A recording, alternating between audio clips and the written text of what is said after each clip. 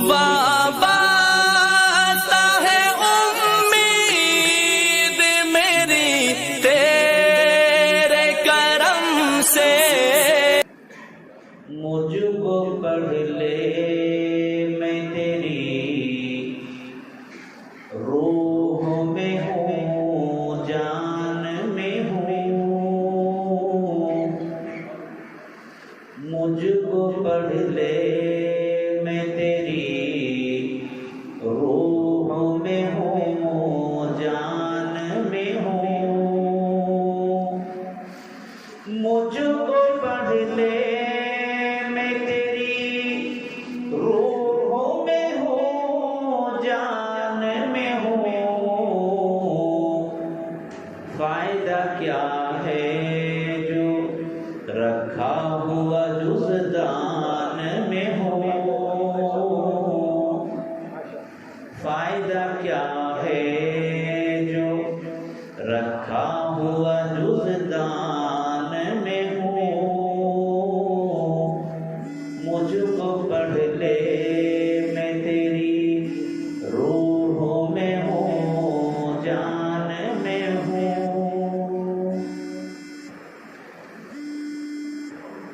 صدر محترم حضرت مولانا ڈاکٹر حکیم محمد فاروق اعظم صاحب قاسمی دامت برکاتہ میں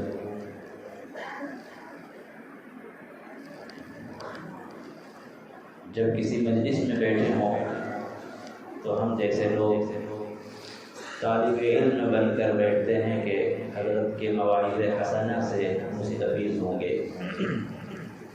لیکن الامر فوق الادب کے تحت نام پکار دیا گیا اور میں تعمیل حکم میں آپ کے سامنے حاضر ہوں۔ سب سے پہلے میں اپنی بات یہاں سے شروع کروں کہ یہ اعزازیہ پروگرام ہے، عزت افزائی والا پروگرام ہے، شکرانے والا پروگرام ہے، مبارکبادی والا پروگرام ہے۔ میں اپنی طرف سے سب سے پہلے آج کے اس پروگرام کے جو دولہا ہیں، جنہوں نے قرآن کریم کو اپنے سینے میں حرف بحرف پیوست کر لیا، ان کا نام کیا ہے؟ حافظ عمیر صاحب کہاں ہیں؟ ذرا سامنے تشریف لائیں۔ ماشاء اللہ، آج کے پروگرام کے یہی دولہا ہیں۔ اللہ تعالیٰ بہت بہت مبارک ہو، انہی کے اعزاز میں آج کا یہ پروگرام منعقد ہے۔ اس کے بعد حافظ صاحب کے والد محترم، والد بزرگوار اور اس علاقے کے جانے مانے قدیم علماء میں جن کی خدمات بے حد و حساب ہیں، حضرت مولانا محمد شعیب صاحب دامت برکاتہ کو مبارکبادی پیش کرتا ہوں، جنہوں نے اپنے فرزند کو حافظ قرآن بنایا، اور کسی کو حافظ قرآن بنانے کے پیچھے کتنی محنتیں درکار ہوتی ہیں، ہمارے ناظم اجلاس حضرت مولانا مفتی سبیل احمد صاحب کی زبانی آپ نے سماعت فرمایا۔ اس کے بعد میں مسجد حاضہ کی انتظامیہ کا بہت بہت میں ان کو مبارکباد پیش کرتا ہوں۔ مجھے یاد پڑتا ہے کہ کوئی اہم پروگرام جو شہر میں ہو رہے ہوں تو الحمدللہ یہاں بھی پروگرام ہوتا ہے۔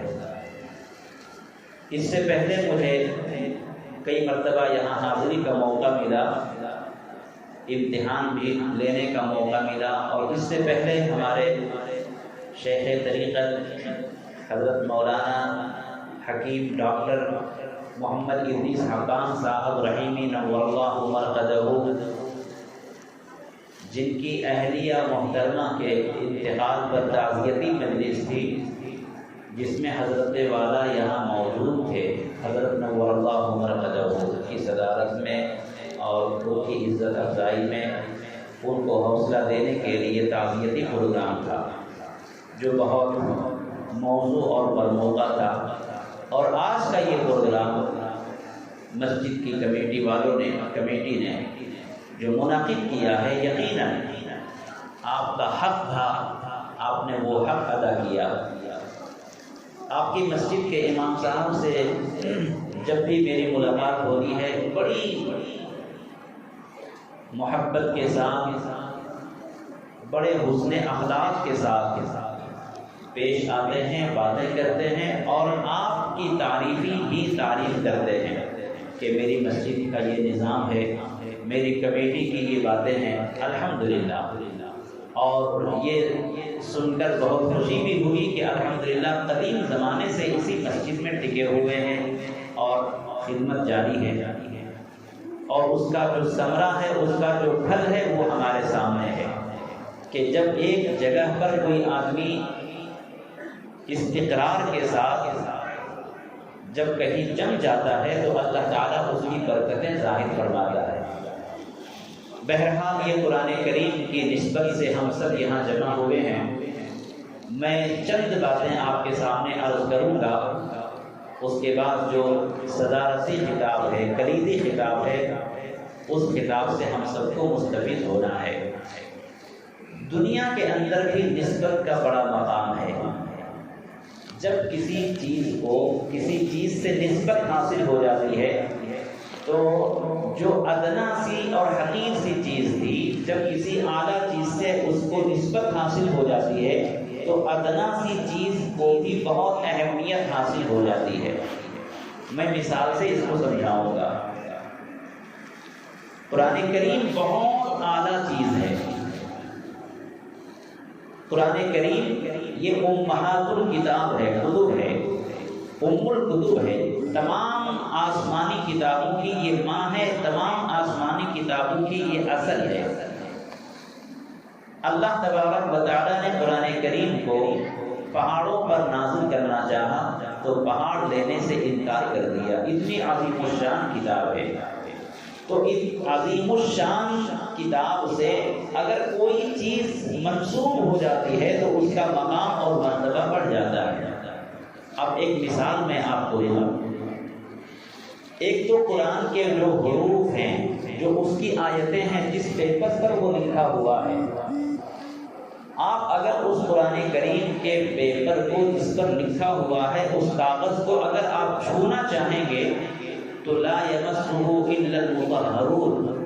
اللہ تعالیٰ کا فرمان ہے کہ قرآن کو جب چھو گے تو سب سے پہلے وضو کرو، طہارت حاصل کرو۔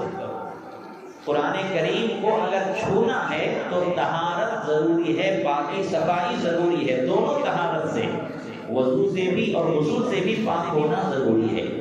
لیکن قربان جائیے، قرآن کریم کے ساتھ جو چیز مل گئی ہے، قرآن کریم کے اوپر دیکھیے ایک موٹا سا اٹا لگا رہتا ہے، اس میں تو قرآن کی آیت نہیں لکھی ہے، لیکن علماء فرماتے ہیں کہ وہ جو اٹا قرآن کریم میں لگا ہوا ہے، اگر آپ اٹے کو بھی چھوتے ہیں تب بھی وضو کرنا ضروری ہے۔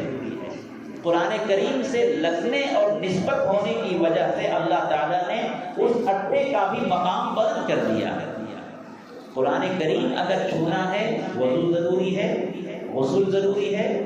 اگر قرآن کریم کے اٹے کو اگر کوئی چھونا چاہے اور یہ کہے کہ حضرت اس میں کچھ تو لکھا ہوا نہیں ہے، الحمدللہ رب العالمین جہاں سے شروع ہو رہا ہے وہاں سے قرآن ہے، اسے چھونے میں کیا مذائقہ ہے؟ علماء فرماتے ہیں نہیں، چونکہ اس اٹے کو نسبت قرآن حاصل ہو گئی ہے، اس لیے اب اس اٹے کو بھی پاکی صفائی اور طہارت کے بعد ہی چھوا جائے گا۔ ایک اور مثال لے لیں،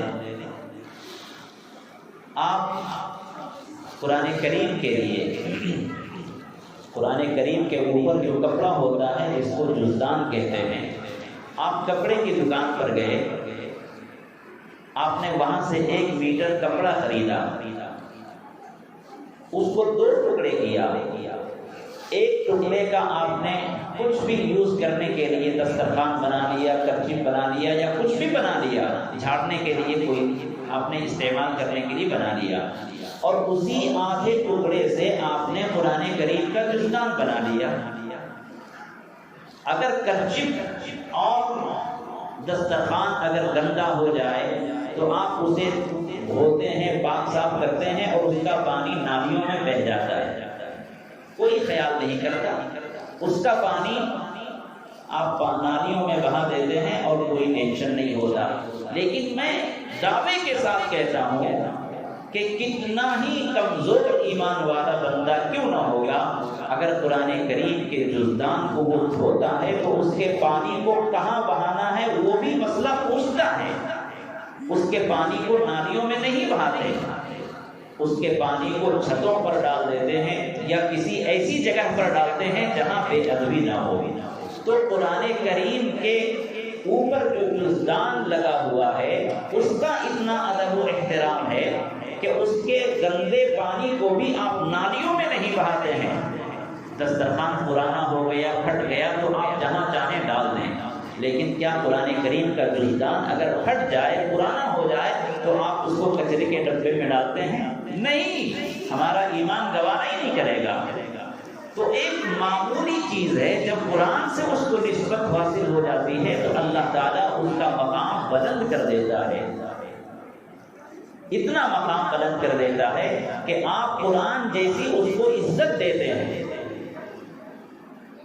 میرے دوستو، جب قرآن کریم سے ایک بے جان چیز، کپڑا، اٹا، یہ بے جان ہے، یہ اگر قرآن کریم سے مل گئے، ان کو نسبت حاصل ہو گئی تو ہم اتنا اونچا مقام دیتے ہیں۔ اس اللہ کے بارے میں کیا ہمارا خیال ہے کہ جس اللہ تبارک و تعالیٰ نے اپنے قرآن کریم کو جس کے سینے میں پیوست کر رکھا ہے، جس کے سینے میں محفوظ کر رکھا ہے، جس کے سینے میں قرآن کریم کی حفاظت کا سینے کو ذریعہ بنایا ہے، کیا اللہ تعالیٰ اس سینے کی عزت نہیں کرے گا؟ کیا اللہ تعالیٰ اس سینے کی نسبت کا خیال نہیں فرمائے گا؟ یقین جانیے، اللہ تبارک و تعالیٰ فرماتا ہے اِنَّا نَحْنُ نَزَّلْنَا الذِّكْرَ وَإِنَّا لَهُ لَحَافِظُونَ۔ قرآن کریم کو اللہ تعالیٰ نے نازل کیا ہے اور قرآن کریم کی حفاظت کرنے والا اللہ ہے۔ اب یہاں سے آپ حضرات کی توجہ چاہوں گا، اس آیت کو ہمیں سمجھنا ہے۔ اللہ تعالیٰ نے کیا فرمایا کہ ہم قرآن کو نازل کرنے والے ہیں اور قرآن کے محافظ، حفاظت کرنے والے ہم ہی ہیں۔ اب یہاں توجہ آپ کی یہ چاہوں گا، اللہ نے قرآن نازل کیا اور قرآن کی حفاظت کی ذمہ داری لی ہے، لیکن حافظ قرآن کی ذمہ داری اللہ نے لی ہے؟ نہیں لی ہے، اس میں ظاہر نہیں ہو رہا۔ وَإِنَّا لَهُ لَحَافِظُونَ، قرآن کو میں نے نازل کیا اور ہم ہی اس کے محافظ ہیں۔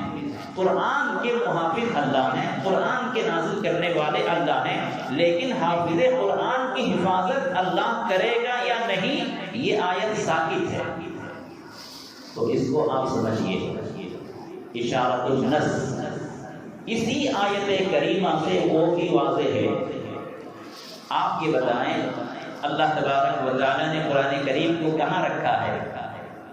سینے میں رکھا ہے نا، تو سینے کے اندر قرآن ہے، تو سینے کے اندر جو چیز ہے، جو چیز کسی کے اندر ہوتی ہے اس کو کہتے ہیں مظروف، اور جس کے اندر جو رکھا گیا ہے اس کو کہتے ہیں ظرف۔ تو سینہ یہ ہو گیا ظرف، برتن، اور برتن میں قرآن ہے، اس کو کہتے ہیں مظروف۔ تو اللہ تبارک و تعالیٰ نے قرآن کی حفاظت کی ذمہ داری لی ہے، یعنی جو سینے میں محفوظ ہے قرآن، اس کی ذمہ داری لی ہے۔ حافظ قرآن کی بھی ذمہ داری لی ہے۔ وہ کیسے؟ آپ نے کیا کہا بچے سے، بیٹے یہ ذرا حفاظت سے رکھو، آپ نے دودھ دیا یا پانی دیا، کچھ بھی بچے کو دیا اور آپ نے کیا کہا، یہ ذرا دودھ حفاظت سے رکھو۔ تو دودھ کس میں ہے؟ گلاس میں ہے، کٹورے میں ہے۔ تو آپ نے دودھ کی حفاظت کی بات کہی ہے بچے سے، گلاس کی نہیں کہی ہے، لیکن دنیا جانتی ہے کہ گلاس کی حفاظت کے بعد ہی دودھ کی حفاظت ہوگی، دودھ کی حفاظت کے ساتھ ہی گلاس کی حفاظت ہوگی، تو دونوں لازم و ملزوم ہیں۔ اللہ تعالیٰ نے فرمایا کہ ہم قرآن کی حفاظت کی بات کر رہے ہیں، لیکن قرآن کی حفاظت کے ساتھ ساتھ ہم حافظ قرآن کی بھی حفاظت کریں گے۔ جب ہم کسی بچے سے کہتے ہیں بیٹے یہ گلاس، یہ دودھ حفاظت سے رکھو، یہ دوا حفاظت سے رکھو، تو دوا اندر ہے، مظروف ہے، اور جو باٹل ہے، جو گلاس ہے، وہ ظرف ہے، برتن ہے۔ تو ہم نے مظروف کی بات کی ہے، لیکن جو مظروف ہے اس کی حفاظت ظرف کی حفاظت کے بعد ہی ہو سکتی ہے۔ اگر کسی نے گلاس کو توڑ دیا تو دودھ بچے گا؟ بہہ جائے گا، خراب ہو جائے گا، ضائع ہو جائے گا۔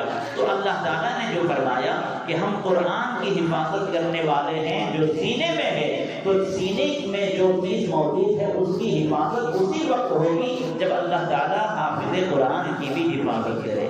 اب سمجھ میں آ گیا؟ اللہ تعالیٰ قرآن کا بھی محافظ ہے اور حافظ قرآن کا بھی محافظ اللہ ہی ہے۔ اس لیے ہمیں فخر کے ساتھ یہ کہنا ہے اور سینہ چوڑا کر کے کہنا ہے کہ حافظ قرآن کا محافظ اللہ ہی ہے، حافظ قرآن کو عطا کرنے والا اللہ ہی ہے۔ ہم جو حافظ قرآن کو کبھی دے دیتے، جو ان کی تنخواہیں رکھتے ہیں، جو ان کے اعزاز میں ان کو جو کچھ ہم دے دیتے ہیں، یہ اپنی آخرت سنوارنے کے لیے ہے۔ حافظ قرآن کو اللہ دیتا ہے۔ دنیا کے اندر ہم دیکھ سکتے ہیں کہ جب کوئی حافظ قرآن کی خدمت میں لگ جاتا ہے، اللہ تعالیٰ اسے اتنا نوازتا ہے کہ دوسرے لوگ دیکھ کر برداشت نہیں کر پاتے۔ حافظ قرآن کو، علماء کو دیکھ کر دوسرے لوگ برداشت نہیں کر پاتے ہیں کہ ان کی اتنی کم تنخواہ ہے لیکن یہ کتنے آن بان شان کے ساتھ رہتے ہیں۔ تو اللہ تبارک و تعالیٰ ان کے لیے منتظم ہے، انتظام کرنے والا ہے، اور یہ قرآن کی برکت ہے۔ میرے دوستو، یقیناً اللہ تبارک و تعالیٰ کا یہ کلام جو اپنے سینے میں پیوست کر لے، محفوظ کر لے، اس کا سینہ دنیا کے اور دنیا کی تمام چیزوں سے قیمتی ہو جاتا ہے۔ جس کے سینے میں قرآن محفوظ ہو گیا، اللہ تبارک و تعالیٰ اس کے سینے کو منور کر دیتا ہے، مزین کر دیتا ہے۔ وہ خزانے کا معدن ہوتا ہے، خزانہ ہوتا ہے اس کے سینے میں، اور وہ ایسا خزانہ ہوتا ہے جو کوئی چوری نہ کر سکے۔ حضرت عبداللہ ابن عباس رضی اللہ عنہ کی ایک روایت ہے، حدیث پاک ہے، اللہ کے رسول صلی اللہ علیہ وسلم نے فرمایا کہ اگر کسی کے سینے میں قرآن کریم کی کوئی آیت نہ ہو، کوئی مسلمان ایسا بھی ہو سکتا ہے، ورنہ تو ہر ایک کے سینے میں کچھ نہ کچھ آیتیں ضرور ہوتی ہیں، سورہ فاتحہ ہی صحیح۔ حضرت ابن عباس رضی اللہ عنہ فرماتے ہیں کہ حضور صلی اللہ علیہ وسلم نے فرمایا اگر کسی بندے مومن کے دل میں قرآن کا کوئی حصہ نہ ہو تو اللہ تعالیٰ اس آدمی کے سینے کو سینہ نہیں رکھتا، وہ شیطان کا گھر بن جاتا ہے، شیطان کا گھر، ویران گھر بن جاتا ہے۔ ویران گھر میں کون ہوتا ہے؟ شیطان ہوتا ہے۔ تو جس کے سینے میں قرآن کریم کی کوئی آیت محفوظ نہ ہو وہ محروم ہے، اس کا سینہ سینہ نہیں ہے، ویران گھر ہے، اور ویران گھر میں شیطان بستا ہے۔ تو ہمیں قرآن کریم سے عشق ہونا چاہیے، محبت ہونی چاہیے۔ اور میرے دوستو، اگر ہم حافظ قرآن نہ ہو سکے، بدقسمتی سے اگر ہم حافظ قرآن نہ ہو سکے، تو کم سے کم اپنی اولاد میں کسی ایک کو ضرور حافظ قرآن بناؤ۔ اگر آپ اپنی اولاد کو بھی حافظ قرآن نہیں بنا سکے، بدقسمتی سے ماحول ایسا نہیں مل سکا کہ آپ اپنے کسی بچے کو حافظ قرآن نہیں بنا سکے، تو کم از کم آپ دنیا میں کسی بھی ایک بچے کو مسلمان بنا، ایک بچے کو حافظ قرآن بنا دیں، انشاءاللہ آپ کا قیامت کے دن بیڑا پار ہو جائے گا۔ چونکہ حدیث پاک میں ایسی حدیث ہے، ایسی بشارت ہے کہ آج آپ کا سینہ اور آپ کا دل باغ ہو جائے گا۔ اللہ کے رسول صلی اللہ علیہ وسلم نے فرمایا کہ جس نے قرآن کریم کو یاد کیا، حفظ کیا، قرآن کریم کے اوپر عمل کیا، حلال و حرام کو سمجھا اور اس کے مطابق اس نے عمل کیا، تو اللہ تبارک و تعالیٰ اول وہلہ میں اس کو جنت میں داخل کر دیں گے۔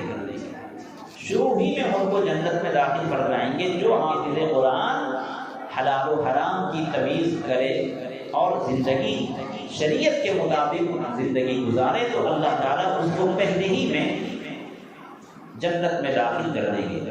اور اس کے لیے جو بڑی بشارت ہے وہ یہ ہے کہ کل قیامت کے دن اللہ تعالیٰ اسے ایک حق دیں گے، اختیار دیں گے کہ تم اپنے خاندان میں، اپنے دوست احباب میں 10 آدمیوں کی سفارش کر لو۔ جیسے حج کا کوٹا ہوتا ہے نا، حج کا کوٹا، اسی طریقے سے ریزرویشن، کسی بھی محکمے میں ریزرویشن کا کوٹا ہوتا ہے، تو اسی طریقے سے اللہ تعالیٰ حافظ قرآن کو 10 آدمیوں کو بخشوانے اور سفارش کرنے کا کوٹا دیں گے۔ اللہ تعالیٰ مجھ سے فرمائے گا اس حافظ قرآن سے کہ تم اپنے خاندان میں، اپنے عزیز و اقارب میں تم 10 آدمیوں کو اپنے ساتھ جنت میں لے کر جا سکتے ہو۔ اب وہ حافظ قرآن تلاش کرے گا اپنے خاندان میں کہ کسی میں بخشواؤں، کس کی میں سفارش کروں۔ چنانچہ وہ 10 آدمی ایسے ہوں گے جن پر جہنم واجب ہو چکی ہوگی، وہ جہنم میں جانے کے لیے بالکل کگار پہ ہوں گے اور ان کے لیے جہنم کا فیصلہ ہو چکا ہوگا۔ اللہ تعالیٰ اس حافظ قرآن کو یہ اختیار دیں گے کہ تم 10 آدمیوں کو جنت میں لے کر چلے جاؤ۔ میرے دوستو، اب وہ 10 آدمی کون لوگ ہوں گے؟ جو دنیا میں اگر کسی کو حافظ قرآن بنا دیا تو وہ اپنے دوستوں کو جہاں یاد کرے گا، کیا ان کو یاد نہیں کرے گا کہ جس نے ان کو حافظ قرآن بنایا؟ آپ نے کسی کو حافظ قرآن بنایا، کل قیامت کے دن وہ حافظ قرآن آپ کو تلاش کرے گا کہ فلاں صاحب نے مجھے حافظ قرآن بنایا ہے، میں ان کی سفارش کروں گا، میں ان کو جنت میں لے کر جاؤں گا۔ تو یہ مدارس اسلامیہ ہمارے لیے مغفرت کا سامان ہے، ہمارے لیے جنت میں پہنچنے کے لیے یہ ذریعہ ہیں کہ جو مدارس اسلامیہ میں بچے پڑھتے ہیں، اگر کسی نے اپنے بچے کو حافظ قرآن نہیں بنایا تو مدرسے کے اندر جو بچے پڑھتے ہیں آپ ان کو حافظ قرآن بنائیں، انشاءاللہ کل قیامت کے دن اللہ کے پاس آپ کی بھی مغفرت ہو جائے گی اور آپ کے لیے سفارشی یہ حفاظ کریں گے۔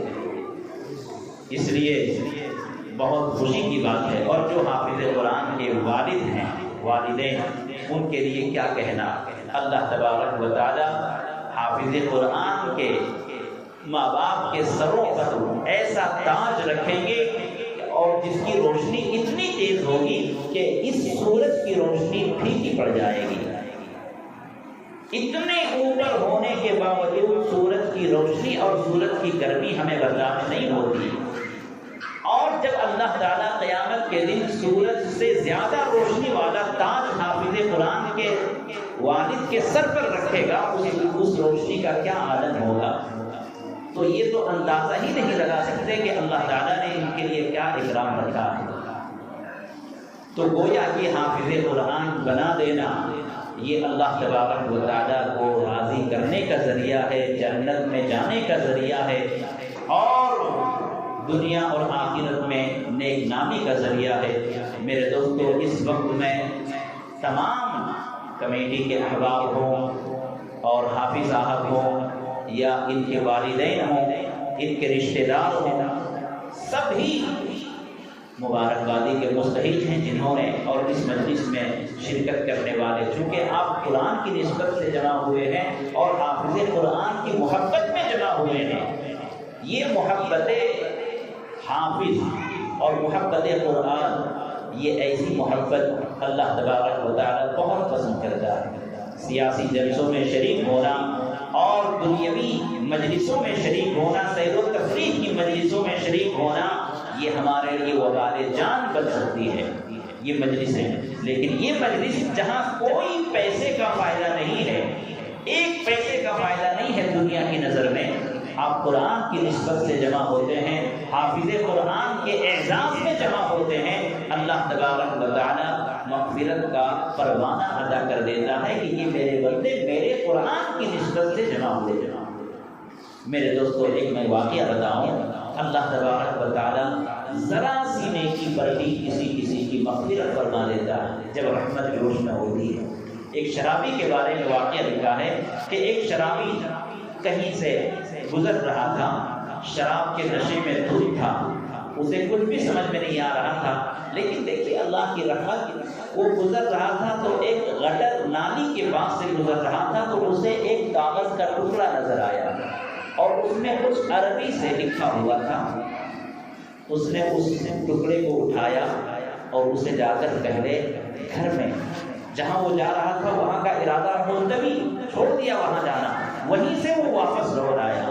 اپنے گھر میں آ کر پہلے اسے پاک پانی سے صاف کیا، اس کے بعد اس میں عطر لگایا، خوشبو لگایا، اور جا کر جو دیوار میں جو داغ ہوتا ہے اس داغ میں اس کو رکھا اور اس کی زبان سے ایک جملہ نکلا، اسی ایک جملے کی بنیاد پر اللہ تعالیٰ نے اس کی مغفرت فرما دی۔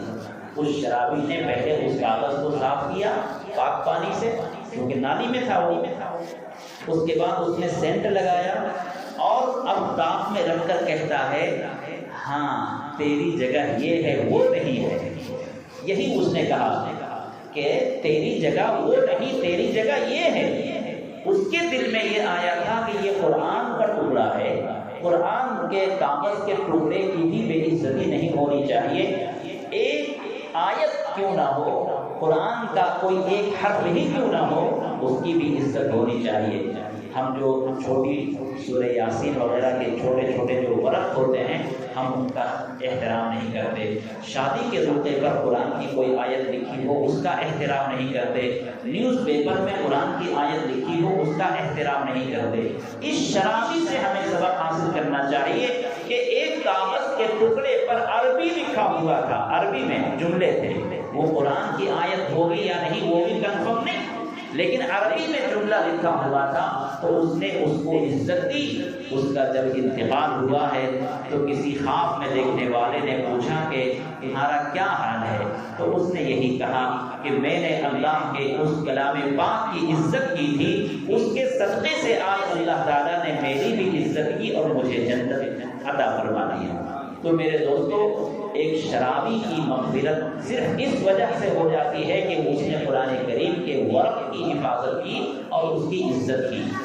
اللہ تعالیٰ جب ہم حافظ قرآن کی حفاظت عزت کریں گے، ان کا احترام کریں گے، تو یقیناً اللہ تعالیٰ کی ذات سے امید ہے کہ ہماری بھی مغفرت فرمائیں گے اور ہمارے لیے بھی جنت کا فیصلہ ہوگا۔ اس لیے میرے دوستو، آپ تمامی حضرات مبارکبادی کے مستحق ہیں۔ آپ حضرات نے ایک حافظ قرآن کے اعزاز میں یہ مجلس منعقد کی۔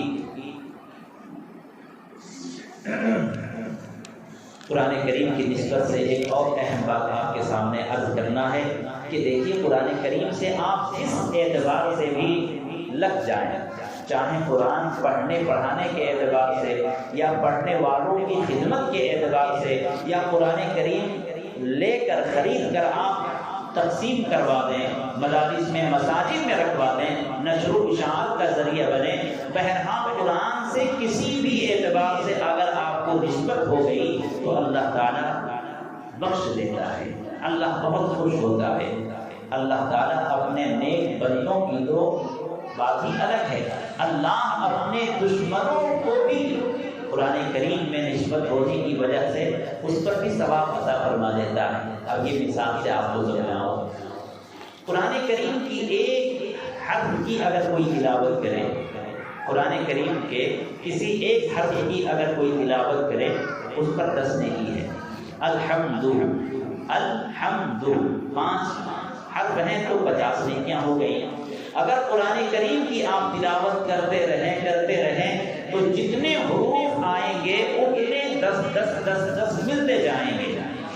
قرآن کریم میں اگر آپ پڑھتے رہیں اور اگر کہیں فرعون کا لفظ آ گیا، کہیں فرعون کا لفظ آ گیا تلاوت کرتے ہوئے، تو فرعون کس کا نام ہے آپ نے سنا ہوگا نا؟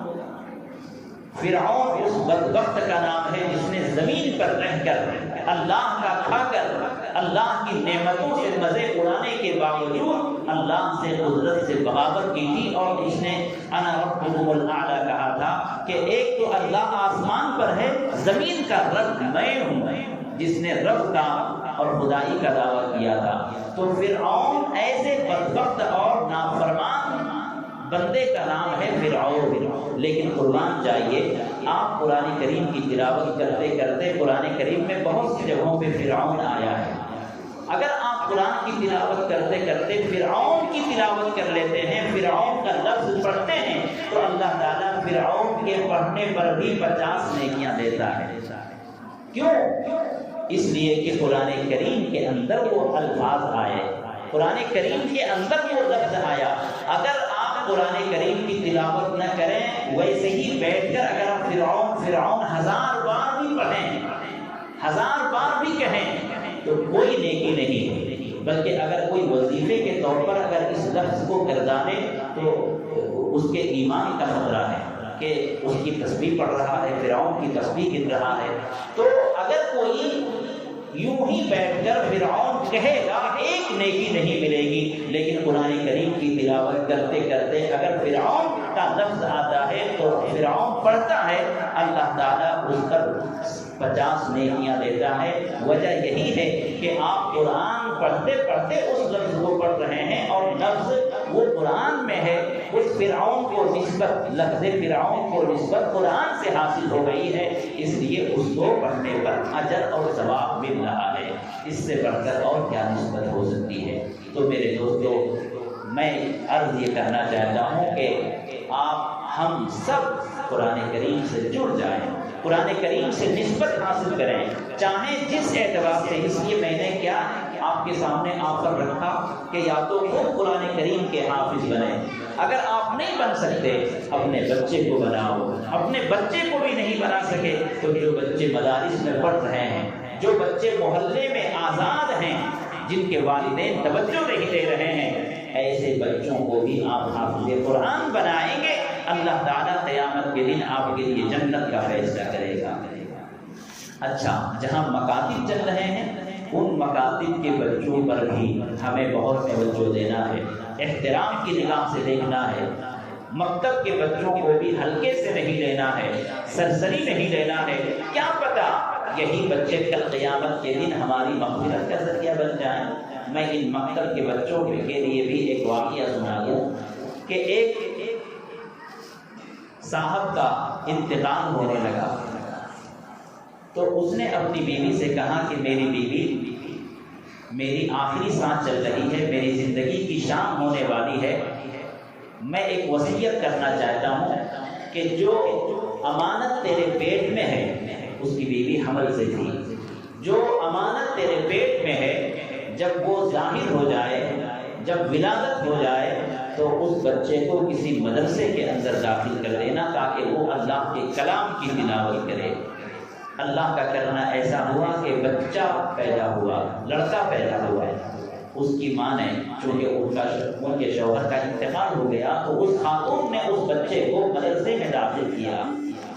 مدرسے میں داخل ہونے کے بعد جب استاد نے کہا بچے بیٹے پڑھو بسم اللہ الرحمن الرحیم، جیسے ہی اس بچے نے توڑی زبان سے بسم اللہ الرحمن الرحیم پڑھا ہے، اللہ تبارک و تعالیٰ نے زمین کے اندر، قبر کے اندر اس بچے کا باپ جو مردے میں تھا، مردے کی شکل میں تھا، قبر کے اندر مدفون ہو چکا تھا، جیسے ہی جس بچے نے بسم اللہ الرحمن الرحیم پڑھا ہے، اللہ تبارک و تعالیٰ کی رحمت جوش میں آئی، اور اللہ نے یوں فرمایا کہ اس بچے کے باپ کو قبر کے نیچے میں کیسے عذاب دوں، جس کا بچہ زمین پر مجھے رحمان کہہ رہا ہے، جس کا بچہ مجھے رحیم کہہ رہا ہے۔ رحمان کا مطلب رحم کرنے والا، تو اس کا بچہ مجھے رحمان کہہ رہا ہے، رحم کرنے والا، تو میں اس بچے کے باپ کو زمین کے اندر، قبر کے اندر عذاب کیسے دوں؟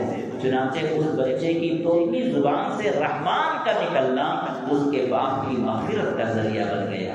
تو مکتب کے بچوں کو بھی آپ ہلکے سے نہ لیں، یہ مکتب کے بچے بہت قیمتی ہیں۔ انشاءاللہ یہ کل ہو کر انہی میں سے حضرت ٹیپو سلطان شہید رحمۃ اللہ علیہ کا رول ادا کرنے والے بنیں گے۔ محمد بن قاسم نانوتوی، حضرت تھانوی رحمۃ اللہ علیہ، حضرت خواجہ اجمیری رحمۃ اللہ علیہ، انہی کے نقش قدم پر چلنے والے یہ ہمارے بچے ہوں گے۔ تو اس لیے معصوم بچوں کو آپ ہلکے سے نہ لیں اور ان کی بھی تعلیم و تربیت پر خوب محنت کریں اور کوشش کریں کہ آپ کے اگر 3 بچے ہیں 2 بچے ہیں تو ان میں سے آپ ایک کو حافظ قرآن بنائیں۔ علم کے اوپر بہت باتیں کر سکتا تھا لیکن موقع نہیں ہے، ہمیں صدارتی خطاب سے بھی ابھی مستفید ہونا ہے، اس لیے میں انہی باتوں پر میں اپنی گفتگو ختم کرتا ہوں۔ آخر میں پھر میں ایک مرتبہ مسجد حاضہ کی کمیٹی کو مبارکباد پیش کرتا ہوں کہ آپ حضرات نے اپنے امام صاحب کے حوصلے کو بلند کیا، حافظ قرآن کی عزت افزائی کی، اور ہم جیسوں کو آپ نے یہاں بلا کر اپنے نورانی قافلے میں شامل فرمایا۔ اللہ تعالی ہم سب کے جمع ہونے کو قبول فرمائے۔ وآخر دعوانا ان الحمد للہ۔